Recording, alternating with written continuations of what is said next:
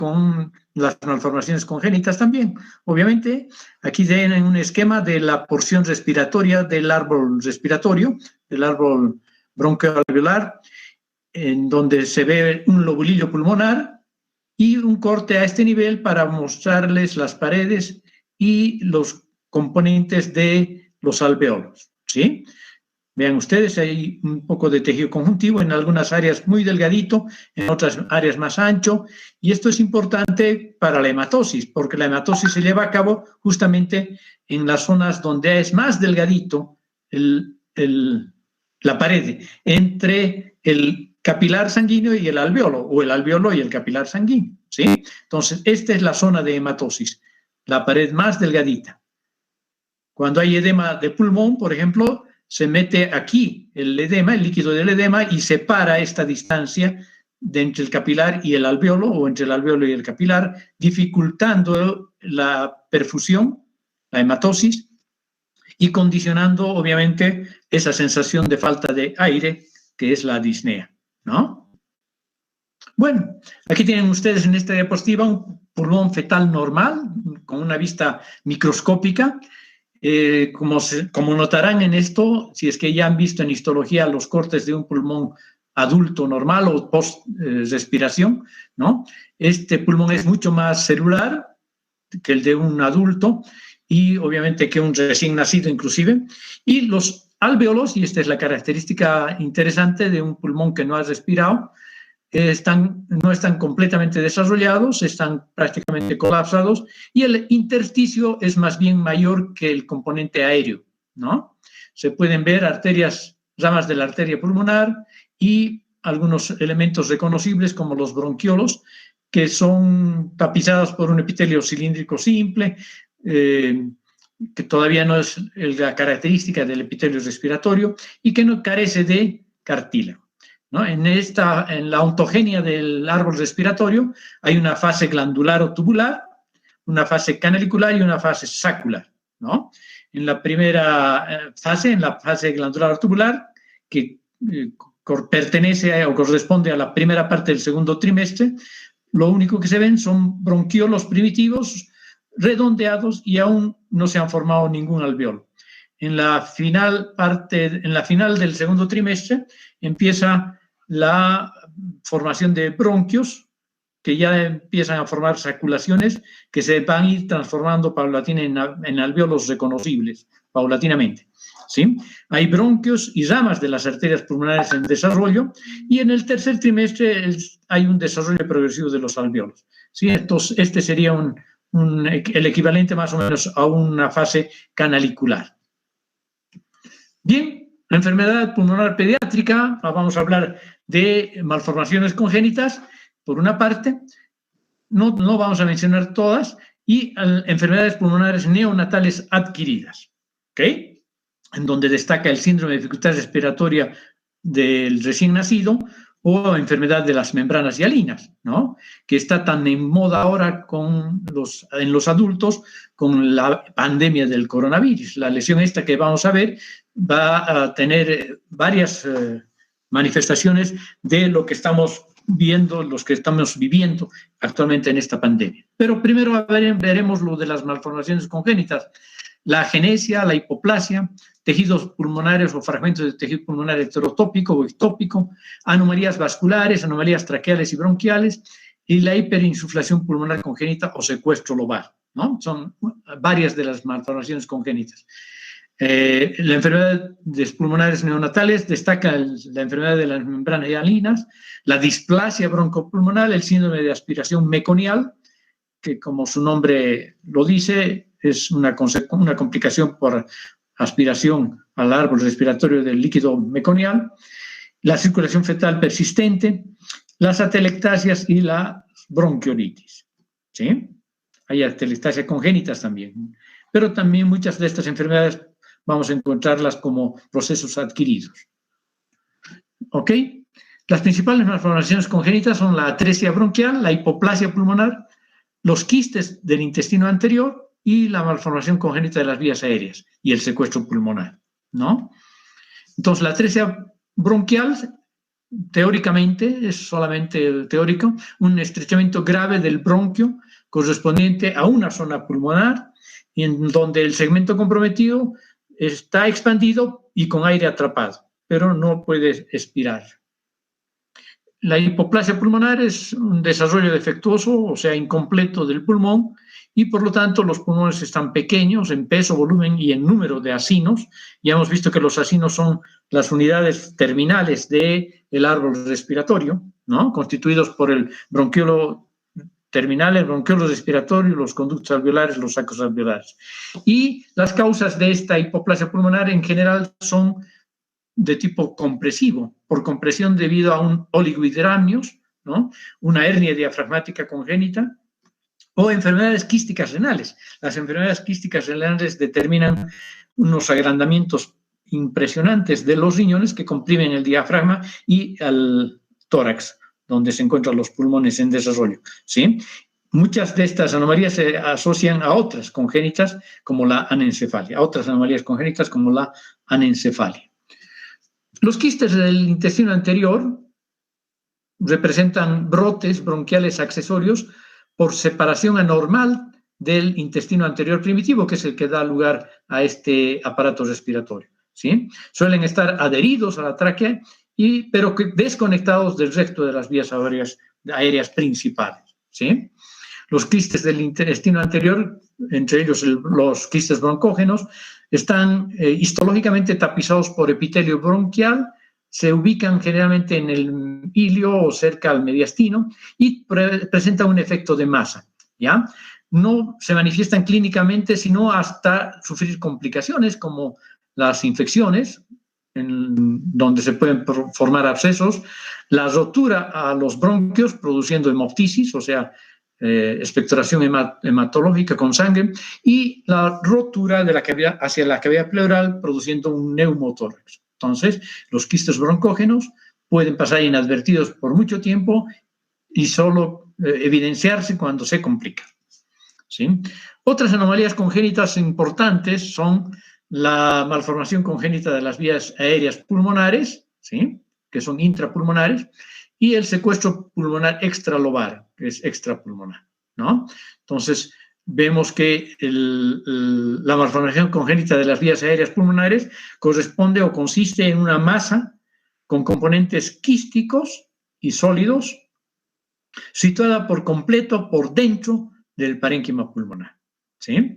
Mientras que el secuestro pulmonar extralobar es una masa también sin conexión con el árbol bronquial y constituida por tejido pulmonar que obtiene su aporte sanguíneo, y esto es importante, directamente de la aorta y no de la arteria pulmonar, ¿sí? Entonces, vamos a describir algunas características, primero de la malformación congénita de las vías aéreas pulmonares, ¿no? O sea, de esta patología que ustedes ven en este esquema y en este corte histológico a la izquierda. Se trata de un defecto del desarrollo con deficiencias en la formación del cartílago, el tejido elástico y el músculo bronquial, por eso es que se considera también como una especie de amartomas. Y hay tres variedades de malformaciones congénitas de las vías aéreas pulmonares: el neumatocele, el pulmón espongiforme, y la malformación adenoide quística, que es la más frecuente, ¿no? Entonces, histológicamente se ven estructuras bronquiolares, alveolares y ductales anómalas. El 90% de los casos se limita a un lóbulo, pero puede ser hasta en el 10% de los casos bilobular, y como ya dijimos, es una masa de componentes quísticos y sólidos situados por completo por dentro del parénquima pulmonar, ¿no? El neumatocele consiste en un solo quiste grande que ocupa casi todo un lóbulo. El pulmón espongiforme es más frecuente que el neumatocele, pero menos frecuente que la malformación adenoide quística.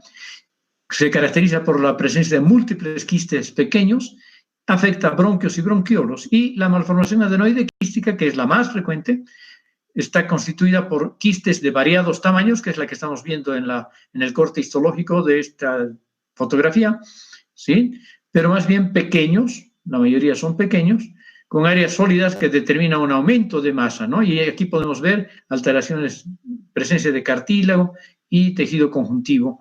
Anormalmente son componentes normales, pero alterados arquitecturalmente. Histológicamente, seguimos con la malformación arteriovenosa, malformación adenoide quística, que se caracteriza por, decíamos, bronquiolos y conductos alveolares muy dilatados, incluso formaciones polipoides de la mucosa, revestidas, sin embargo, por un epitelio respiratorio, ¿ya? Pseudoestratificado, cilíndrico, ciliado, aunque con menos células calciformes. En la pared hay músculo liso, hay fibras elásticas, pero hay ausencia de inflamación. Puede haber también cartílago. Y la irrigación proviene del sistema correspondiente al lóbulo afectado, o sea, es normal, del lóbulo correspondiente al lóbulo afectado. Existen casos muy aislados con una irrigación independiente y directa de las ramas de la aorta. Clínicamente se manifiesta en el periodo neonatal, rara vez en la infancia, o sea que tiene una clínica precoz. Se acompaña de polihidramnios, hidropesía fetal y otras malformaciones, o está como consecuencia también de ellas. Y la muerte se produce cuando las infecciones respiratorias precipitan el fenómeno por compresión de las estructuras vecinas también. ¿Sí? Hay una variedad del tipo 2 asociada a malformaciones cardíacas, esqueléticas, renales y atresia gastrointestinal. ¿Sí? Entonces, esas son las malformaciones congénitas de las vías aéreas pulmonares, en este caso adenoide quística. Ahora vamos a ver secuestro pulmonar extralobar. ¿Sí? El secuestro pulmonar extralobar se caracteriza por una masa de tejido pulmonar, o sea que contiene lóbulos o segmentos pulmonares desconectados de la vía aérea principal bronquial y constituida por un tejido pulmonar que obtiene su aporte sanguíneo de la aorta y no del árbol arterial pulmonar. Se pueden haber, bueno, lo clásico es el secuestro extralobar, pero también pueden haber ocasionalmente los secuestros intralobares, ¿no? Los secuestros extralobares se manifiestan en la primera infancia como una masa secuestrada por fuera de la cubierta pleural, extrapulmonar, por lo tanto, o como masas mediastínicas anormales, más frecuentemente, y asociadas a otras malformaciones congénitas. Y el intralobar es más frecuente en niños mayores, en adultos, una masa secuestrada dentro de la cubierta pleural, o sea, intrapulmonar, con frecuencia lesiones adquiridas asociadas a infecciones intercurrentes. Aquí tenemos la presencia de un secuestro extralobar y aquí la presencia de un secuestro intralobar, por dentro de la pleura, por fuera de la pleura. ¿Ok? Veamos algunas otras características del secuestro. Masa de tejido pulmonar, lóbulos, segmentos sin conexión con la vía aérea bronquial, constituida por tejido pulmonar que obtiene soporte sanguíneo de la aorta y no del árbol arterial pulmonar, ¿no? Bueno, ya dijimos eso.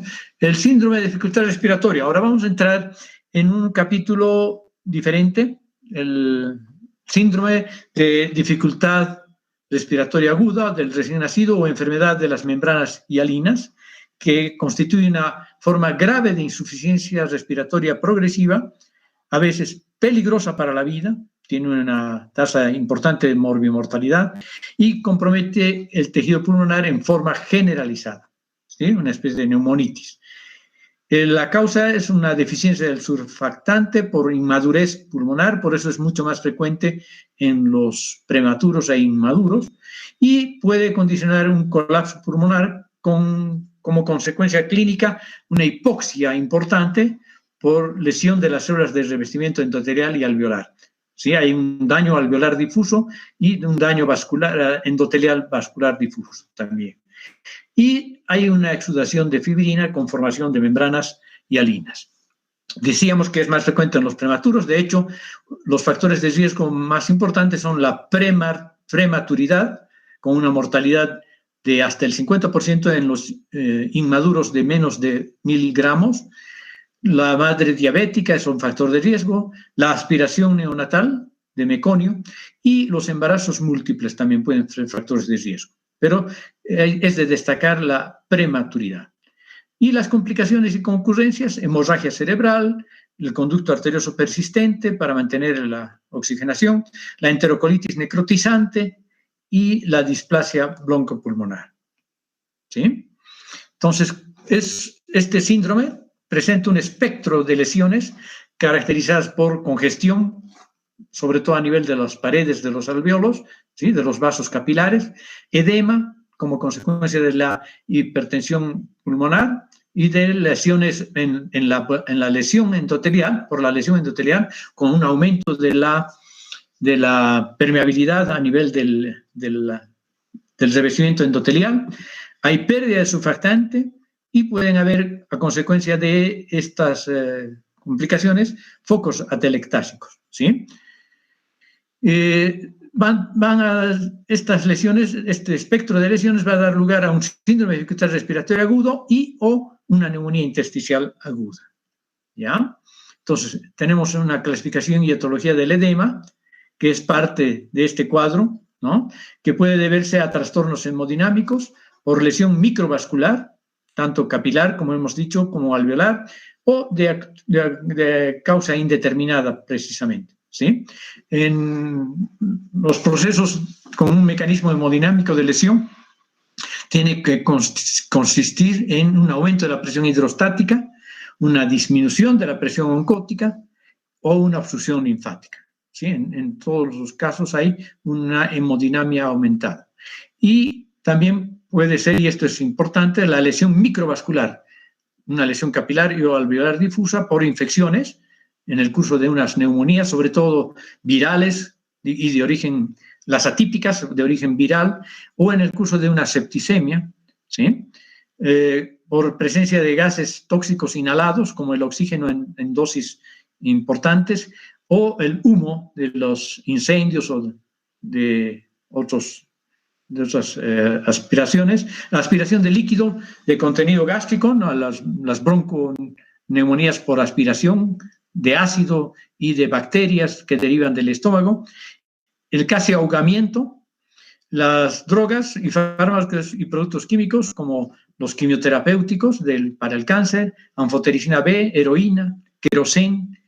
El choque de cualquier tipo puede terminar como complicación con una lesión bronquialveolar, una lesión alveolar difusa, un DAD, o una lesión capilar también, o ambas lesiones, ¿no? El trauma, sobre todo craneal, puede también condicionar esta lesión microvascular, pulmonar, y las radiaciones directas, ¿no? Y de origen indeterminado, las altitudes elevadas, o de origen neurógeno, como el TEC, que también puede condicionar una lesión microvascular, como habíamos dicho.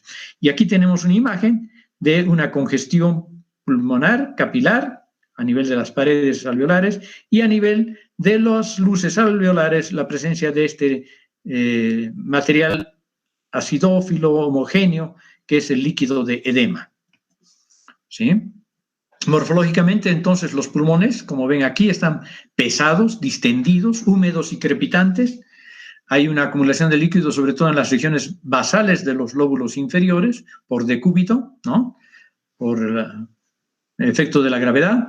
Hay una ingurgitación de los capilares, como ven aquí, una ingurgitación de los capilares, y una ocupación de los alvéolos por este precipitado granular y de edema, el líquido rosado que vimos en la anterior fotografía.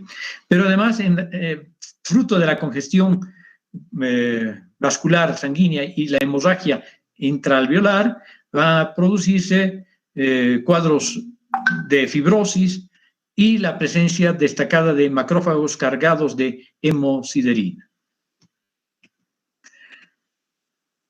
El síndrome de dificultad respiratoria aguda se caracteriza entonces por una lesión capilar alveolar difusa, ¿sí? Cuando es principalmente alveolar, se habla de DAD, daño alveolar difuso, y cuando es capilar, pues se habla de lesión capilar difusa, ¿no? Y puede producir este grupo de procesos patológicos, puede cursar solamente con un edema pulmonar grave, puede sobrevenir a consecuencia del edema pulmonar una insuficiencia respiratoria, hipoxemia arterial, refractaria a oxigenoterapia, ¿sí? Infecciones sobreañadidas frecuentes y muerte en el 60% de los casos que tienen este daño alveolar difuso asociado a lesión capilar, ¿sí? Vean entonces elevada tasa de mortalidad y vean el desarrollo del daño como consecuencias y complicaciones. Bueno, hay muchos factores que pueden precipitar y hasta ser causantes de un síndrome de dificultad respiratoria agudo, y esto no es válido solo para los infantes, sino también para los adultos, ¿ya? Las causas más importantes están puestas en negrillas, ¿sí? Están acentuadas en su escritura. Sí, tenemos entonces múltiples causas de carácter infeccioso, lesiones físicas, irritantes inhalados, lesiones químicas, procesos hematológicos y otros, ¿ya? Y entre los más importantes están las infecciones, sepsis, infecciones pulmonares difusas, sobre todo intersticiales y atípicas. Ahí están las neumonías por virus, micoplasma, neumocistis, tuberculosis miliar. La aspiración gástrica es un factor importante. Muchos de los alcohólicos que se duermen de sentados y vomitan y se producen una broncoaspiración pueden complicarse con una neumonía química e infecciosa al mismo tiempo, y como consecuencia de esa neumonía sufrir un síndrome de dificultad respiratoria agudo. Y así múltiples procesos patológicos pueden tener como resultado final este síndrome, ¿ya? Traumatismos en general, pero principalmente el traumatismo encefalocraneano, contusiones pulmonares, casi ahogamiento, fracturas con embolismo graso, quemaduras, radiaciones ionizantes, irritantes inhalados como oxígeno en gran cantidad, humo, gases irritantes, lesiones químicas, sobredosis de heroína y metadona, aspirina, sobredosis de barbitúricos, paraquat, ¿sí? Procesos hematológicos como transfusiones múltiples y procesos que precipitan una coagulación intravascular diseminada, ¿sí? La coagulación intravascular diseminada puede ser también, a su vez, un factor precipitante como una complicación concomitante del síndrome de dificultad respiratoria aguda, como estamos viendo justamente en esta etapa de pandemia, ¿sí? Otros cuadros que pueden condicionar o precipitar el síndrome de dificultad respiratoria agudo son la pancreatitis, sobre todo la necrótico hemorrágica, la uremia, que se veía más frecuentemente antes que ahora, puesto que la hemodiálisis ha condicionado que no haya tanta uremia, uremia se define como la hiperazoemia asociada a un cuadro clínico, ¿no? La presencia de bypass cardiopulmonar y las reacciones de hipersensibilidad. Bueno, ¿y cuál es el curso de acontecimientos que conllevan la obliteración fibrosa y ya sea la resolución del cuadro, la muerte en fase aguda o las consecuencias como complicaciones posteriores, ¿sí? Entonces, hemos dicho que todo empieza en una lesión básica importante por la presencia de un estímulo lesivo, que puede ser un virus, que puede ser un gas, que puede ser un trauma, que puede ser una pancreatitis, en fin, o una neumonía broncoaspirativa, por ejemplo, ¿no? Todos estos estímulos lesivos van a dañar básicamente, en forma difusa, la pared alveolar, que inicialmente afecta al endotelio capilar también, ¿ya? Entonces, viene la fase aguda, que implica la liberación de radicales libres derivados del oxígeno, agregación y activación y degranulación de los neutrófilos. Miren, están participando ya los neutrófilos, formas activadas de oxígeno, activación de los macrófagos pulmonares, activación de macrófagos o otras células involucradas, pérdida o inactivación del agente tensoactivo, que favorece también la atelectasia, por ejemplo, la exudación de fibrina y líquido a los espacios alveolares con formación de las famosas membranas hialinas. Esto en los recién nacidos como en los adultos, ¿no? En esta patogenia. La presencia de microtrombos a nivel de los capilares alveolares, microtrombosis en los capilares alveolares. Miren, esto ya está descrito desde hace muchísimo tiempo antes de todos los forwards que hemos recibido de que no es una neumonía, sino que es una microtrombosis, ¿no? Vean, el cuadro es complejo y se asocia a daño alveolar difuso, a una neumonía intersticial con daño alveolar difuso, pero también con formación de trombos en los capilares alveolares, ¿ya? Después hay adherencia y activación de los neutrófilos que liberan sus enzimas y producen otro cuadro que es la hemorragia alveolar difusa. Y toda esta patología, ¿no?, la microtrombosis, la hemorragia alveolar, la activación y la precipitación de múltiples agentes proinflamatorios, van a condicionar una alta tasa de mortalidad que puede alcanzar, incluso en centros altamente desarrollados, un 60 a 70% de mortalidad. Pero puede, sin embargo, eventualmente, lo paradójico es que puede llevar a la muerte, pero también puede haber una resolución sin daño cicatrizal posterior, ¿sí?, con recuperación de la arquitectura acinar, lobular, pulmonar y sin secuelas funcionales también, o puede evolucionar hacia la organización. Y ahí viene la fase de organización con la formación de fibrosis en placas parecidas a las de la silicosis, pero no redondeadas, proliferación de neumocitos tipo 2, ¿no?, como sucede en las neumonías proliferativas, y la sobreinfección bacteriana. Entonces, puede haber consecuencias reparativas más que regenerativas, porque en la resolución el fenómeno dominante es regenerativo, mientras que en la fase de organización es el fenómeno reparativo, con obliteración fibrosa de los alvéolos pulmonares, ¿no? Entonces, lo que vamos a ver a nivel histológico es una fibrosis focal o una fibrosis intersticial intensa. Si la fibrosis es leve, la recuperación con disfunción mínima es la regla, ¿no?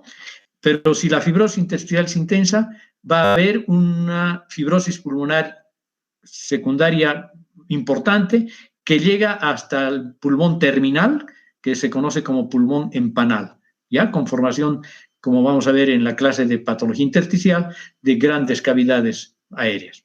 Y por último, puede haber una muerte por insuficiencia respiratoria crónica intensa, ¿sí?, que es la regla, porque la fibrosis intersticial pulmonar idiopática va a evolucionar en un alto porcentaje a la insuficiencia respiratoria crónica y a la muerte también, ¿no? Esto ocurre en el 20% de los casos. Vean, entonces, si no se muere en la fase aguda, se muere como complicaciones de la fase de organización tardía. Y muy pocos pacientes van a la resolución del cuadro.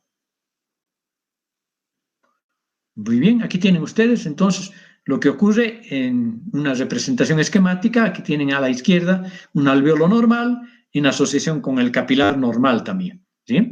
Pero cuando hay una lesión pulmonar aguda, hay alteraciones a nivel del epitelio, a nivel de la precipitación del líquido de edema, activación de las células como los neutrófilos, los macrófagos, las plaquetas, hay la formación de la membrana hialina por exudación de fibrina, y también hay un daño alveolar, un daño capilar que favorece la permeabilidad, aumenta la permeabilidad capilar con exudación del líquido de edema y la salida de las células inflamatorias que activadas producen una serie de medidores químicos como leucotrienos, proteinasas, factor activador plaquetario, factor de necrosis tumoral, interleucina 1, y la interleucina 8, producida por los macrófagos, ¿no?, y factores quimiotácticos que atraen a mayor cantidad de neutrófilos, que se activan por la función activadora de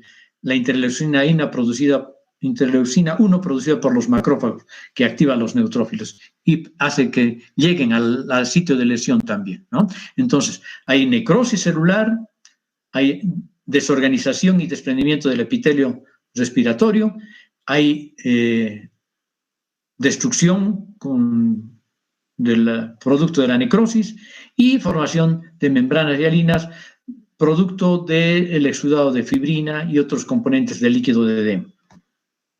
¿sí? Y este es lo que veríamos en una autopsia, por ejemplo, de un individuo con una lesión de este estilo, ¿no? Una enfermedad de las membranas hialinas, ya sea congénita o adquirida, pero sobre todo adquirida. Entonces ven aquí las membranas hialinas, aquí también ven membranas hialinas, ven un engrosamiento de las paredes de los vasos arteriolares y un engrosamiento de la pared alveolar, donde hay bueno, en este caso no hay, pero en general hay congestión. Aquí en la fotografía esta que podemos ver, congestión vascular pulmonar, infiltrado mononuclear principalmente, de linfocitos y macrófagos y algunas células plasmáticas. Lo mismo aquí vemos congestión vascular, capilar y un infiltrado inflamatorio mixto, pero predominantemente mononuclear. Y las membranas hialinas, no se olviden, membranas hialinas, en las tres fotografías. Bueno, y la telectasia, ahora veamos lo que es la telectasia. La telectasia consiste en una expansión incompleta de los pulmones, ¿ya? O un colapso de los pulmones previamente inflados, ¿ok? Este proceso de incompleta expansión pulmonar es de origen congénito, como vemos en esta fotografía. Miren este pulmón izquierdo, está totalmente colapsado, no ha respirado prácticamente, el derecho en cambio está aereado, ¿sí? Y en los casos adquiridos, el colapso ocurre posteriormente a pulmones que ya han sido inflados, que ya han respirado, ¿sí? Entonces, las consecuencias clínicas de las atelectasias va a depender, obviamente, del tamaño de la atelectasia, del compromiso de la atelectasia, ¿sí? Puede llegar a ser clínicamente importante, produciendo una disfunción respiratoria con reducción de la oxigenación y predisposición a la infección también. Bueno, ¿cómo se clasifican las atelectasias adquiridas? Las atelectasias adquiridas se clasifican en tres grandes grupos: por reabsorción, por compresión y por tracción. ¿Sí? Pero hay también otras variedades que vamos a ver de luego. Pero principalmente esos son los tres mecanismos. Por reabsorción, secundario a una obstrucción casi completa o completa de las vías aéreas, ¿sí? Y un aumento de las secreciones bronquiales, aspiración de cuerpos extraños y neoplasias son los fenómenos que pueden ocluir un determinado territorio del árbol respiratorio, del árbol bronquial, ¿sí?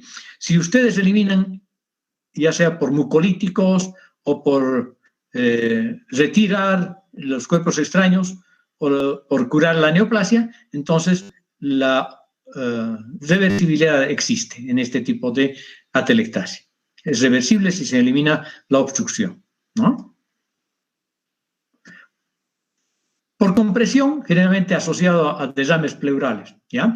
Es un compromiso extrínseco de la vía aérea. No hay obstrucción, pero hay compresión de afuera hacia adentro, ¿sí? Del entorno hacia los pulmones. Del espacio pleural principalmente está expandido por varios procesos, como el derrame pleural, la presencia de sangre, hemotórax, la presencia de aire, neumotórax, y por tumores que también condicionan a veces derrames, sobre todo, ¿no? Crecen tanto como el mesotelioma, por ejemplo, que puede formar una coraza periférica comprimiendo el parénquima pulmonar.